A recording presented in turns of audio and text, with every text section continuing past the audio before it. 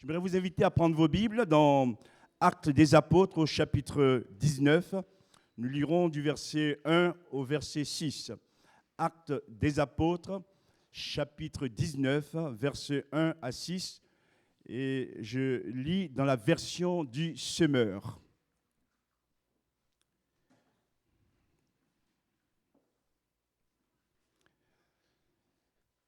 Pendant qu'Apollos se trouvait à Corinthe, Paul, après avoir traversé la région montagneuse de l'Asie mineure, actuelle Turquie, descendit à Éphèse et y rencontra un petit groupe de disciples et leur demanda: « Avez-vous reçu le Saint-Esprit quand vous êtes devenus des croyants ?» Ils lui répondirent: « Non, nous n'avons même pas entendu dire qu'il y ait un Saint-Esprit. » « Quel baptême avez-vous donc reçu ?» poursuivit-il, ou poursuivit Paul. « Celui de Jean-Baptiste, » lui répondirent-ils.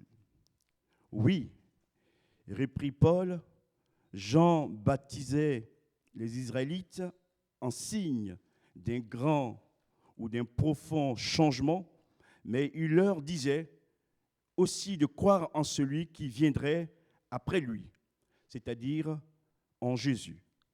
Après avoir entendu cela, ils furent baptisés au nom du Seigneur Jésus. Paul leur imposa les mains et le Saint-Esprit descendit sur eux. Ils se mirent à parler dans diverses langues ou en langue et à prophétiser. Il y avait là environ 12 hommes. Amen. Le titre du message de ce matin, c'est question vitale. Question vitale. Dans la vie, il y a des questions qui sont vitales. Il y en a qui sont secondaires. Et parfois, nous perdons du temps dans cette question secondaire. Et ce matin, l'Esprit me met à cœur de vous parler de ce thème qui est question vitale. Il y a des questions qui sont vitales parce que la réponse qui sera donnée à ces questions va vous projeter, vous amener dans le royaume de Dieu, dans la vie éternelle. Et c'est important qu'avant de quitter cette terre, nous puissions nous poser les bonnes questions afin de vivre le salut en Jésus et d'être des hommes et des femmes rattachés à Dieu et rachetés par Dieu pour le salut éternel. Paul vient de parcourir les hautes montagnes d'Asie mineure, c'est la Turquie actuelle, et il va se diriger vers la ville d'Éphèse, qui était à l'époque la capitale de cette province romaine.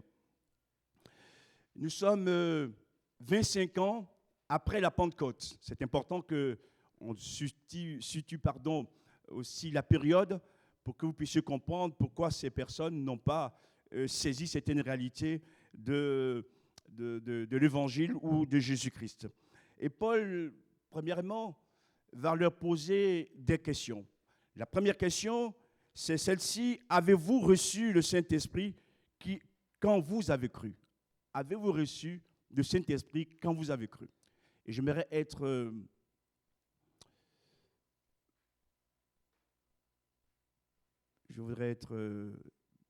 délicat dans ce que je vais vous dire maintenant,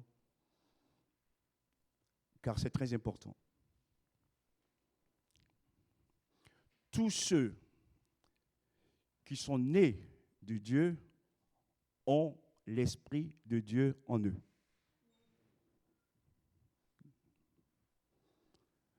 Ne faisons pas de confusion en croyant qu'il y a une autre espérance qui nous permet de.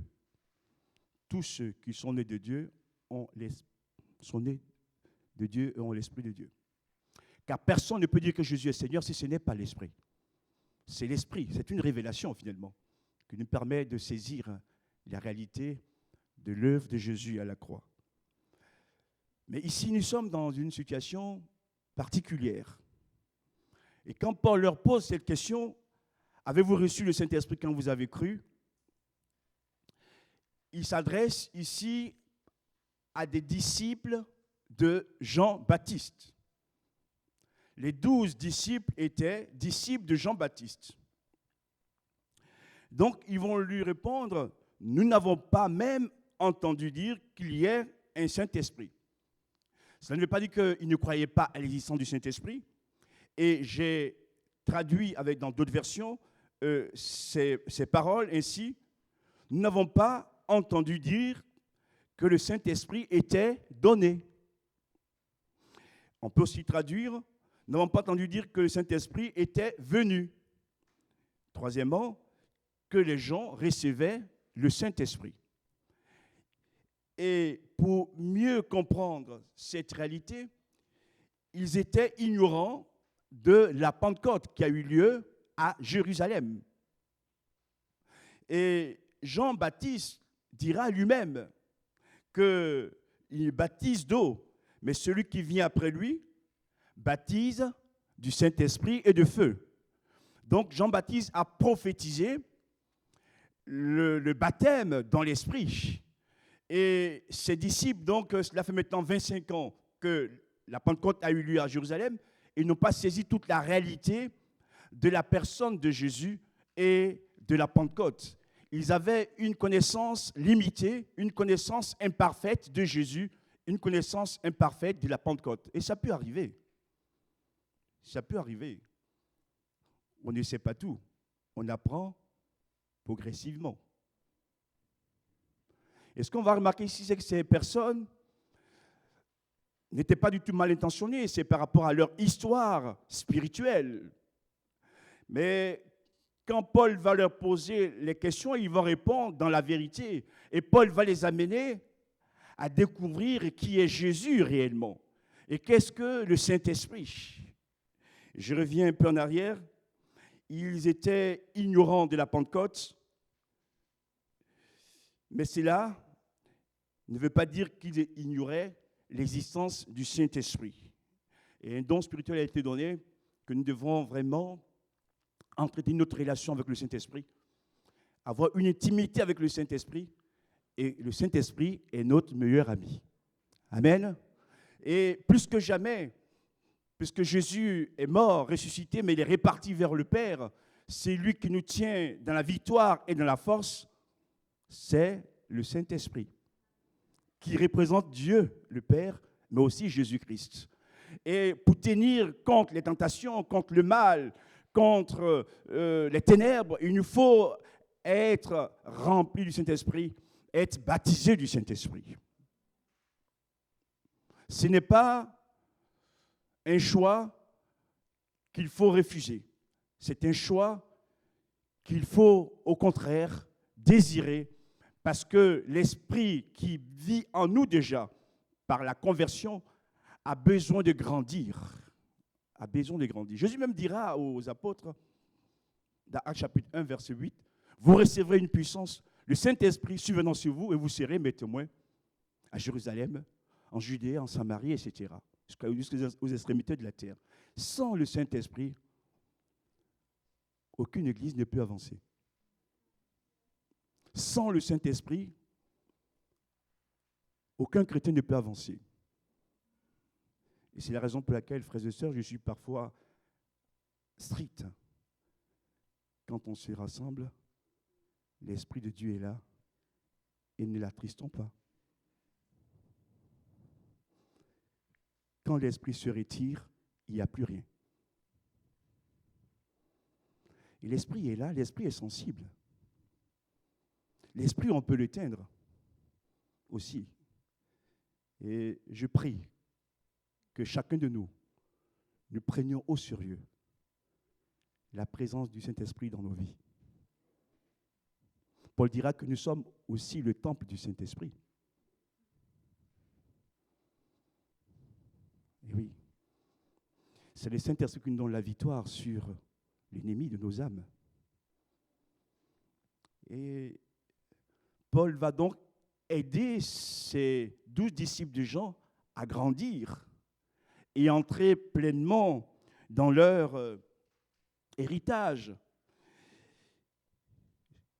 Jean a dit Je le répète, moi, je vous baptise d'eau, mais celui qui vient après moi, c'est-à-dire Jésus, lui vous baptisera du Saint-Esprit et de feu.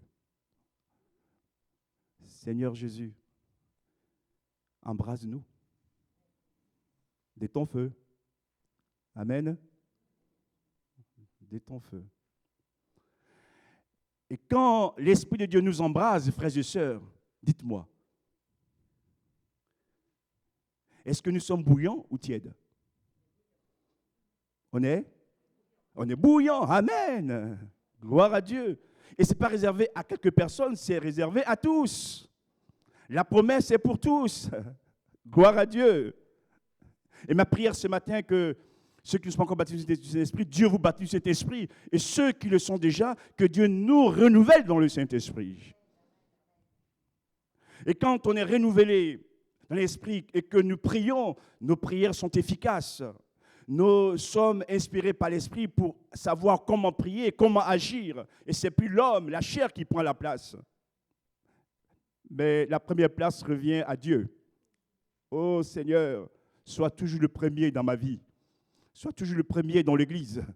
Sois toujours le premier dans nos prières, dans nos louanges. Et que ce matin, nous te bénissons pour ce que tu es, ce que tu fais. Alléluia.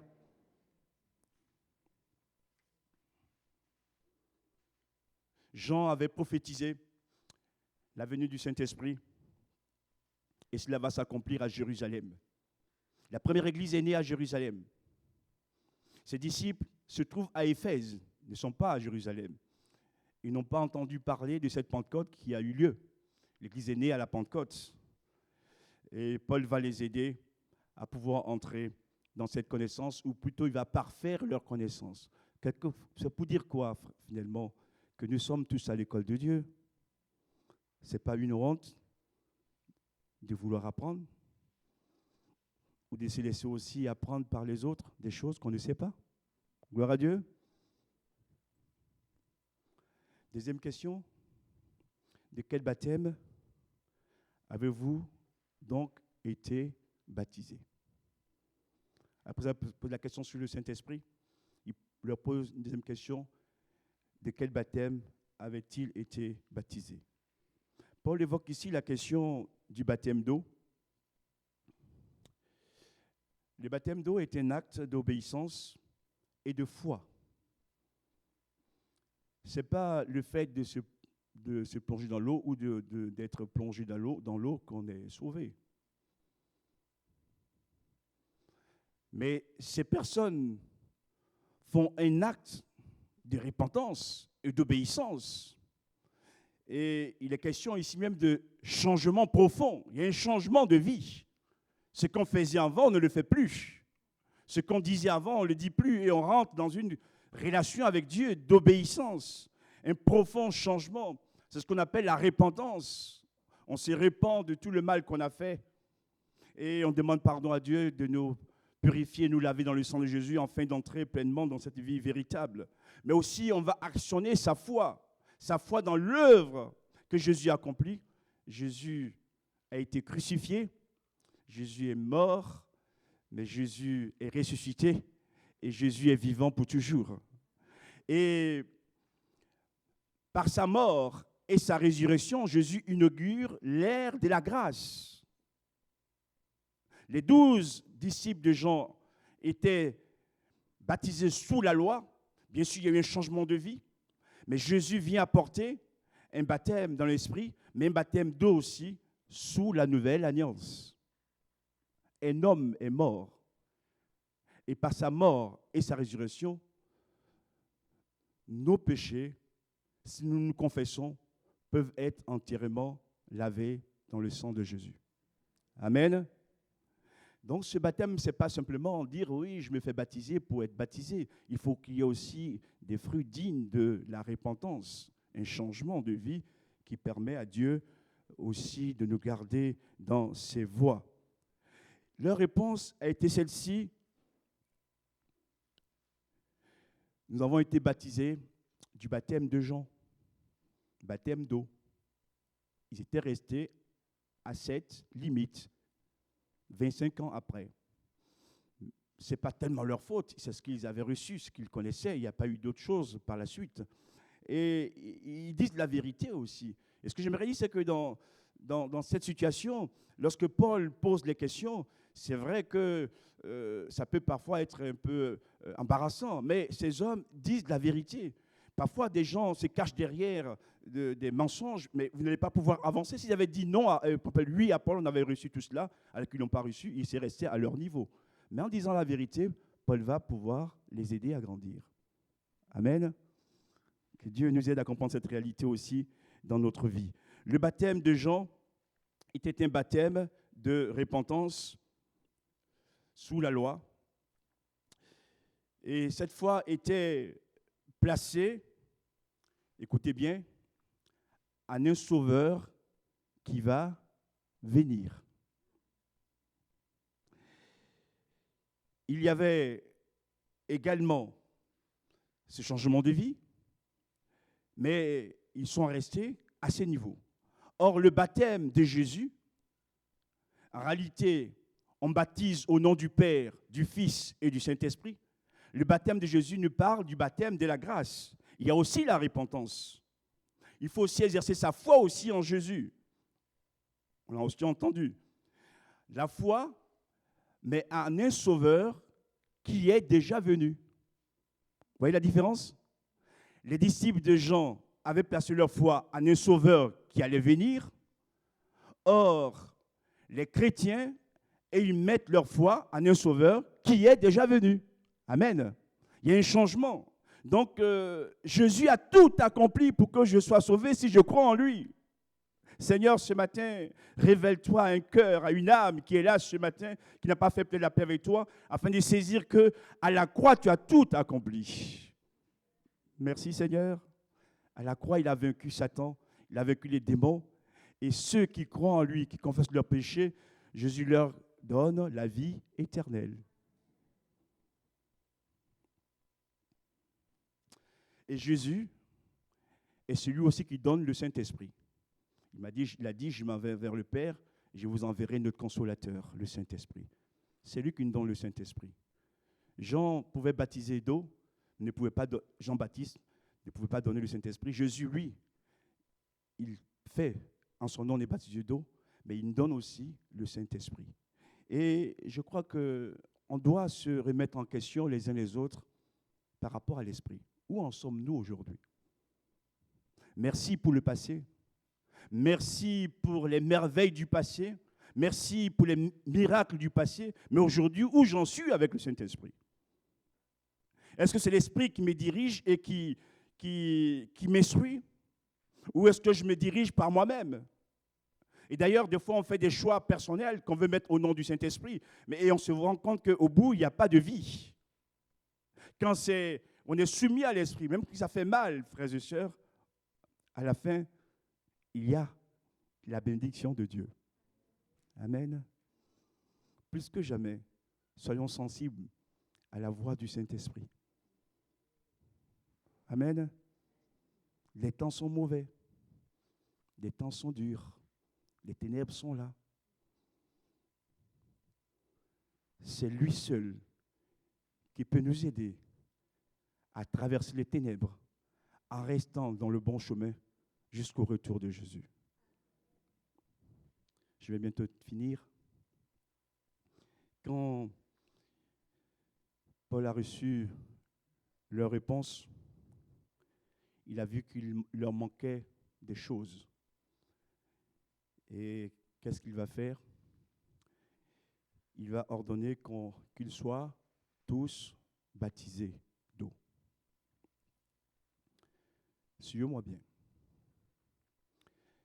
Ce n'est pas un rebaptême. Ils n'ont pas été rebaptisés. Là aussi, c'est une question qui se pose à nous parfois. Ces personnes ont été baptisées par immersion.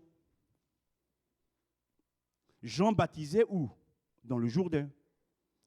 Comme il a aussi baptisé Jésus, il était entièrement plongé dans le Jourdain. Donc ici déjà, on va exclure le baptême par aspersion ou par goutte. Ce n'est pas un baptême, ça. Si déjà le baptême qu'ils ont reçu par Jean n'est pas pris en compte dans la nouvelle alliance, le baptême des enfants, alors n'en parlons pas. On aurait pu dire, mais ils ont été baptisés par Jean, c'est suffisant, on en reste là. Mais Paul demande qu'ils soient à nouveau baptisés au nom du Père, du Fils et du Saint-Esprit. Est-ce que vous m'avez compris? Ça veut dire que ce n'est pas ce que nous voulons qu'il faut faire, c'est ce que dit la Bible. Amen. Ce n'est pas un rebaptême. Ils font le vrai baptême. Le vrai baptême, c'est le baptême au nom du Père, du Fils et du Saint-Esprit, entièrement immergés dans l'eau. Et ces hommes, vous allez voir, frères et sœurs, c'est là qu'on comprend ou on s'aperçoit que les gens qui ont un cœur pur n'essaient pas de s'opposer. Ils vont se soumettre et se faire à nouveau baptiser. Waouh! Cet homme va dire, oh non, moi j'ai été baptisé par des disciples de Jean Baptiste, par qui le réveil est venu en Israël. Et c'est déjà suffisant. Non, ce n'est pas ce qui me plaît, ce que je veux, c'est ce que demande la Bible. Et je vais vous dire que le brigand à la croix n'a pas été baptisé d'eau. Pourquoi? Parce qu'il ne pouvait pas descendre de la croix. C'est une exception. Toi, tu n'es pas sur la croix, tu es libre. Donc, si tu crois et que tu veux avancer dans la vie de Dieu, il te faut te faire baptiser d'eau. Amen. Et souvent, on prend des exemples qui nous arrangent. Non. La Bible, elle est claire. Si tu es libre aujourd'hui et que tu crois en Jésus, tu vas être baptisé au nom du Père, du Fils et du Saint-Esprit. Après, il y a le baptême du Saint-Esprit qui vient aussi pour te fortifier, t'aider et que tu sois un témoin efficace au nom de Jésus-Christ. Ils furent tous baptisés. Je leur ai dit, la caractéristique des hommes, des vrais croyants, c'est que quand ils sont repris, ils acceptent de vivre ce que Dieu exige. Amen. Que va faire Paul après? Ils sont baptisés d'eau. Il va leur imposer, deuxièmement, les mains. Merci, mon frère. Eh oui. Il aurait pu s'arrêter au baptême d'eau. Mais non, il faut grandir, il faut grandir. Et il faut qu'il fasse l'expérience du baptême dans cet esprit. Et ici, par l'imposition des mains, tous reçoivent le baptême dans le Saint-Esprit. Tous les 12 ont reçu le baptême du Saint-Esprit. Amen. Est-ce que c'est encore possible aujourd'hui parmi nous? Alléluia, gloire à Dieu. Ils avaient pris du retard dans la connaissance du Seigneur. Par le contact avec Paul, ils vont rattraper leur état, ils vont rentrer dans la connaissance réelle du Seigneur Jésus et entrer pleinement dans leur vie que Dieu a exigée. Ils sont baptisés du Saint-Esprit. Et il va y avoir un signe. Ils se mirent à parler en langue. Donc là aussi, je voudrais dire ceci, que le parler en langue, ce n'est pas quelque chose qu'il faut déprécier. Tu pourrais dire, j'ai l'Esprit de Dieu en moi, oui, d'accord, mais le baptême est important aussi, le parler en langue est important aussi. Il y a des prières, frères et sœurs, qui sont exaucées parce que nous adressons à Dieu en langue. Parce qu'on ne sait pas quoi demander à Dieu nous-mêmes des fois. Et on tourne en rond. Mais l'Esprit, c'est ce que nous devons demander parce que l'Esprit sonde les profondeurs de Dieu. Donc, pour ces temps aussi, il a fait, frères et sœurs, c'est important que nous puissions exercer le don du parler en langue. Et je vais terminer.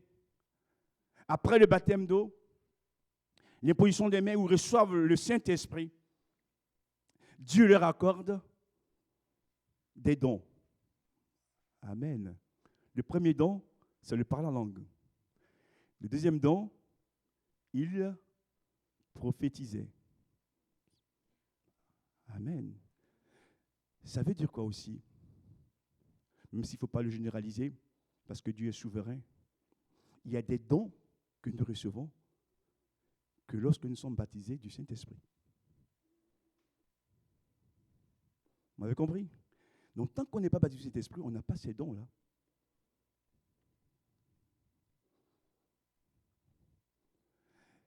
Et l'Esprit nous donne le don de discernement des esprits pour savoir aussi comment faire les choses, gérer et qu'on attend.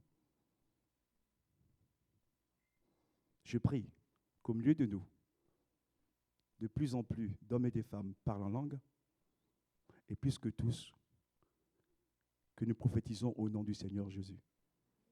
Amen. Que Dieu nous bénisse ensemble et qu'à lui soit la gloire. Amen. Merci pour ta parole. Merci encore de nous enseigner, de nous montrer que des fois nous sommes dans des insuffisances, que nous avons besoin de révélation, de connaissance. Et nous sommes prêts, Seigneur, à être repris, à accepter ce que tu veux nous dire pour nous aider à entrer pleinement dans notre héritage. Je te prie ce matin de nous visiter. Tu vois, ceux qui ne sont pas encore dans le salut, je te prie de toucher leur cœur afin qu'ils donnent leur vie à Jésus. Alléluia. Et que, Seigneur, ils passent par les eaux du baptême. Et pour les autres aussi, Seigneur, nous prions que tu sois baptisé du Saint-Esprit. Remplis-nous, renouvelle-nous et distribue des dons au milieu de nous, Seigneur. Oh, Seigneur, sois loué, sois adoré. Que ton nom soit béni. Jésus, tu es vivant. Jésus, tu es grand. Jésus, tu es Seigneur. Jésus,